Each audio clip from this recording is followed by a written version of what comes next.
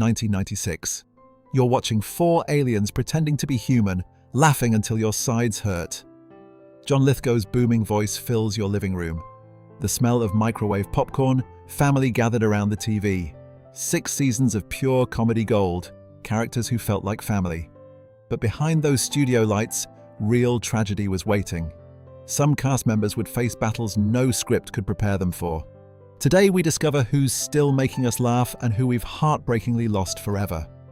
For 6 seasons and 139 episodes, Third Rock from the Sun brought us a completely fresh take on the family sitcom formula. Instead of the typical American household, we watched 4 aliens trying desperately to understand human behavior while disguised as the Solomon family. The show wasn't just funny, it was revolutionary, earning 8 Primetime Emmy Awards and turning Tuesday nights into appointment television across America. The brilliant writing combined with perfect physical comedy created a show that didn't just make us laugh, it made us think about what it means to be human. And the cast? They weren't just actors. They became cultural icons whose careers would take wildly different paths after the final episode aired in 2001. Before we continue with this emotional journey through the lives of our beloved alien family, make sure to subscribe because what happened to one beloved cast member will absolutely break your heart. Their struggle behind the scenes reveals just how different reality can be from the laughter we saw on our screens. Plus, you won't believe the shocking career transformations some of these actors made after leaving their alien personas behind. Let's start with the High Commander himself, John Lithgow as Dick Solomon.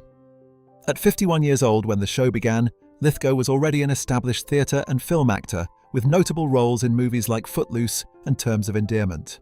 But it was his portrayal of the pompous, emotionally confused alien leader that truly cemented his place in television history.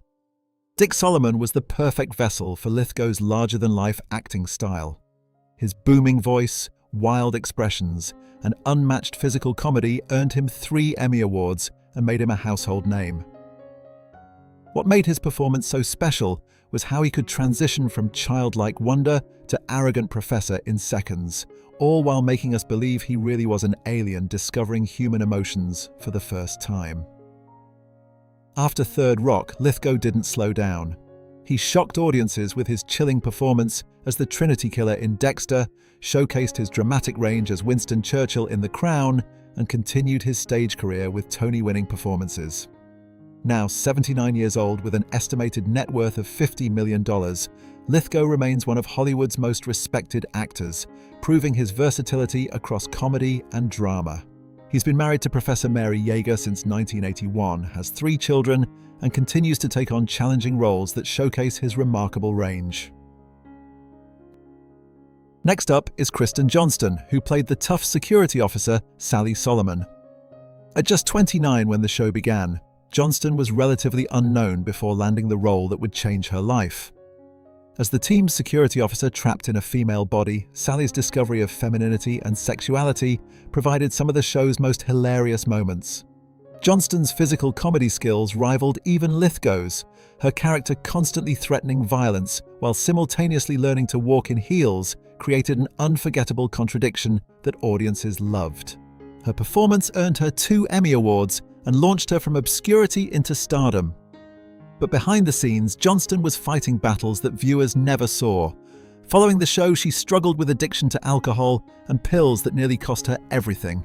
In her 2012 memoir, Guts, she revealed how she was hospitalized after an ulcer burst in her stomach while working in London, a wake-up call that finally pushed her towards sobriety. Adding to her challenges, in 2013, Johnston was diagnosed with lupus myelitis, a rare form of the autoimmune disease that left her temporarily unable to move. Today at 57, Johnston has transformed her struggles into strength. She founded SLAM, Sobriety, Learning and Motivation, a non-profit organization helping high school students recover from addiction. Her career continued with roles in series like The X's and a memorable turn as Lexi Featherston in Sex and the City. Most recently, she's appeared in shows like Mom and The Righteous Gemstones, proving her career resilience matches her personal strength. Then there's French Stewart, who at 32 became the unforgettable Harry Solomon, the transmission officer whose job was to receive messages from the home planet through his brain. Stewart's signature squinting expression and physical comedy made Harry one of the show's most beloved characters. As the childlike member of the alien crew, his innocent observations about human life provided some of the show's most genuine laughs. Harry's relationship with landlady Mrs. Dubček and his various odd jobs offered Stewart countless opportunities to showcase his unique comedic talents. After Third Rock, Stewart continued working steadily in television with roles in shows like Stargate Universe and Mom, along with voice acting work in animated projects. Unlike some of his co-stars, Stewart has maintained a relatively private personal life. He married actress Catherine Lanassa in 1998 during the show's run, but they divorced in 2009. He later married Vanessa Claire Smith in 2011, and they have one daughter. Now 60 years old, Stewart continues to work regularly in television and makes appearances at fan conventions, where Third Rock devotees still line up to meet the man who made squinting an art form. The youngest member of our alien family was Joseph Gordon-Levitt, who was just 15 when he began playing Tommy Solomon, the oldest member of the alien crew ironically trapped in a teenager's body. This clever reversal created endless comedic opportunities as the team's information officer struggled with human adolescence while actually being centuries old. We literally watched Gordon-Levitt grow up on screen, transforming from a child actor to a serious performer over the show's 6 seasons. The foundation he built on Third Rock, working alongside veteran actors and developing impeccable comic timing, prepared him for an extraordinary career transformation. After the show ended, Gordon-Levitt took a brief hiatus to attend Columbia University before returning to acting with a focused determination to break away from his child actor image. His career exploded with critically acclaimed performances in films like 500 Days of Summer, Inception, and The Dark Knight Rises, establishing himself as one of Hollywood's most versatile A-list actors. But Gordon-Levitt wasn't satisfied with just acting.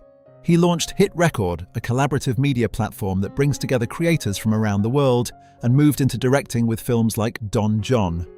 Today at 43, he's estimated to be worth around $35 million, is married to scientist Tasha Macaulay, has 2 children, and continues to choose challenging, diverse projects that showcase his remarkable range as both actor and filmmaker. The alien family wouldn't have been complete without their human counterparts, most importantly Jane Curtin as Dr. Mary Albright. At 49 when the show began, Curtin was already comedy royalty as one of the original cast members of Saturday Night Live and the star of Kate and Ally.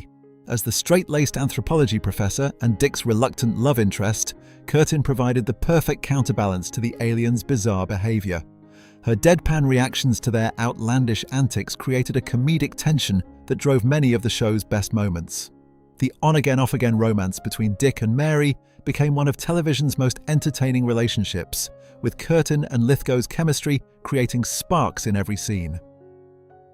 After Third Rock, Curtin continued to work steadily with roles in shows like Unforgettable and films such as I Love You Man. Now 77, she's been married to Patrick Lynch since 1975 and has one daughter. She's become more selective with her projects in recent years, but remains a revered figure in comedy history whose influence spans generations of performers. And who could forget Wayne Knight as Officer Don Orville? At 41 when he joined the cast, Knight was fresh off his role as Newman in Seinfeld, another character that showcased his gift for playing lovably incompetent figures. As Sally's long-suffering boyfriend, Don's sweet nature and bumbling police work created the perfect foil for Sally's aggressive alien tendencies. Knight's comedic timing and physical comedy skills made Don a fan favorite, with his relationship with Sally providing some of the show's most tender moments. After Third Rock, Knight continued to thrive with voice work in films like Toy Story 2 as Al McWiggin and regular television appearances on shows like Hot in Cleveland and The X's. Now 69, Knight remains active in both on-camera and voice acting roles. He's been married to Claire Deschenu since 2006, has one son, and continues to delight fans with his distinctive comedic style across multiple platforms.